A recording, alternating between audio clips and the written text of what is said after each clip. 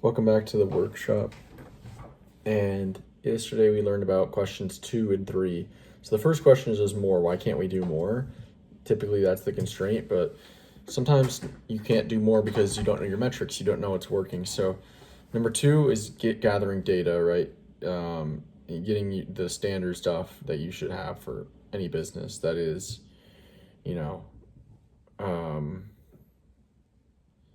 customer acquisition cost, lifetime gross profit, revenue, profit, cash flow,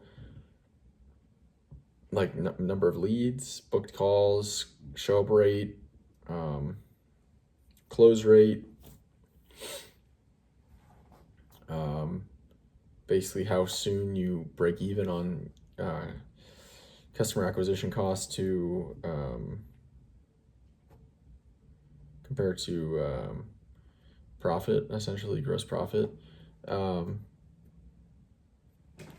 right. So data, this is all about data.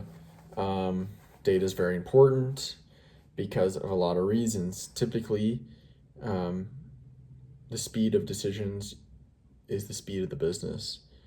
And so, first of all, you've got to always know that data will never be complete. So you have to make decisions with incomplete data. And that is largely the job of the CEO, the entrepreneur, that is make decisions with incomplete data. That doesn't mean don't collect data. That means do your best to get the data, but make a decision when it's time to make a decision quickly. If it's a reversible decision, if it's an irreversible decision, be more deliberate. But if it's a reversible decision, let's go, move quickly, because that's going to lead to faster decisions, which decisions are allocation of resources. So quicker allocation of resources, faster business cycles. All right. The third question is essentially market. Are you saturating your market? Typically the answer is no. The only time it's really possible is if you're a local business typically, and yeah, typically you're not saturated. You haven't saturated the market. You've saturated maybe one channel of the market, and there's so many different channels. So typically this is not a real problem for the majority of people and businesses. So I think that's basically everything we learned about.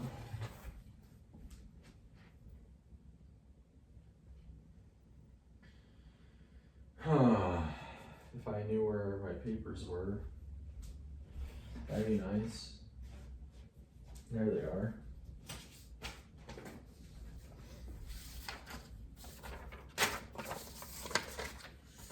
Metrics.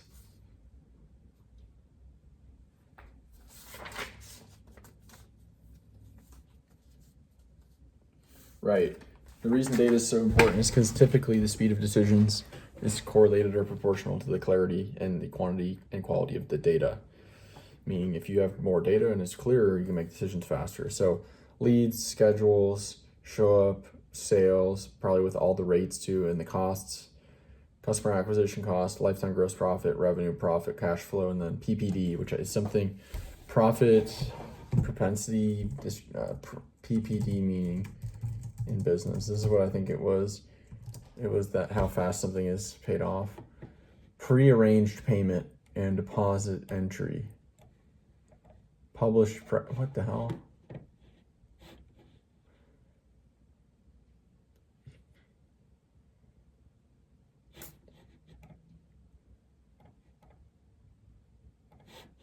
All right, hold on.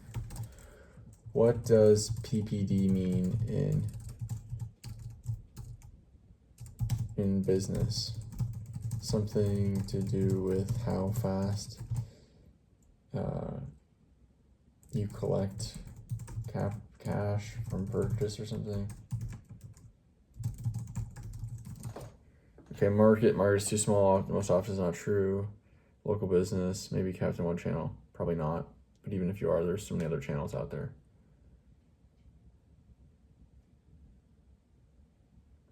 I don't know what PPD is, to be honest. I'm sure it'll come back up later in one of Hormozi's something. One of his courses or something videos. I'll find it later. So for now, we don't know what PPD is, but we'll figure it out later. All right.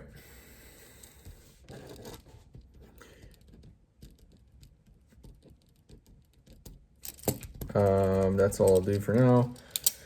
I'm gonna go watch more, and then I'll be back to recon a bit. All right. Question 4, or essentially the fourth item in the Hormozi 6 model for deconstraining the businesses.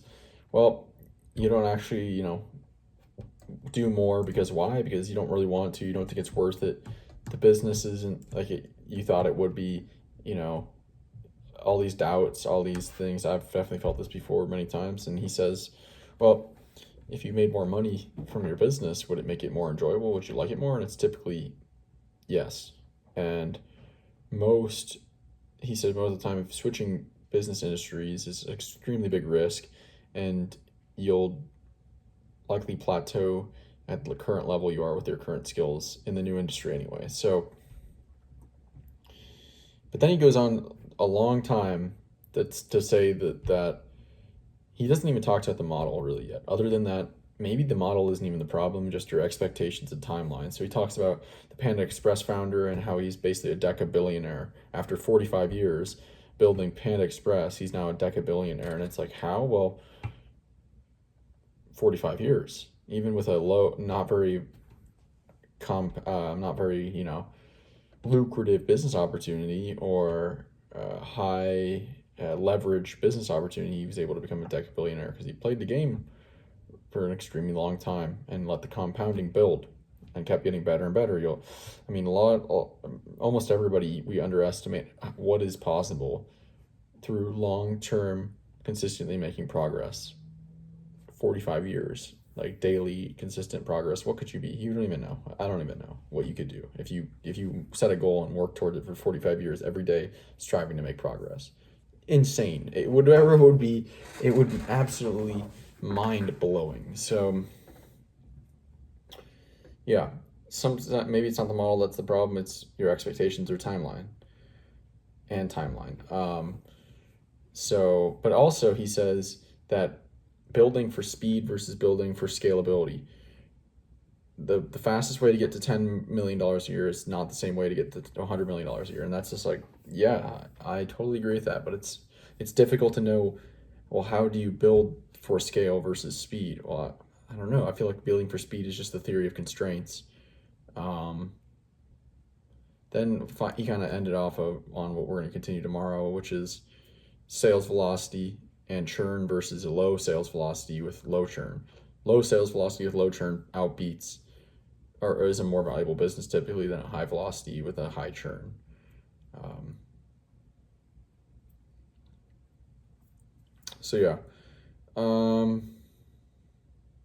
That's going to be more in the actual model itself.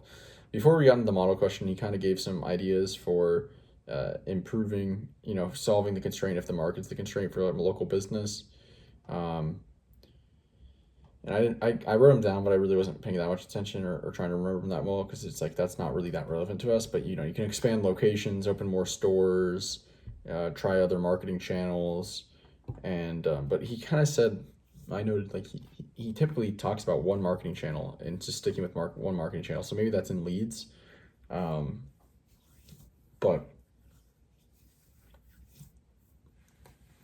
the last one was kind of expanding the business, expanding the avatar to a new avatar really, and which he said is reserved for last because that's the biggest risk and most work is to actually add a new avatar to the business. That's a big jump because uncertainty. He'd rather just take the proven thing and do more of it than trying to do something new.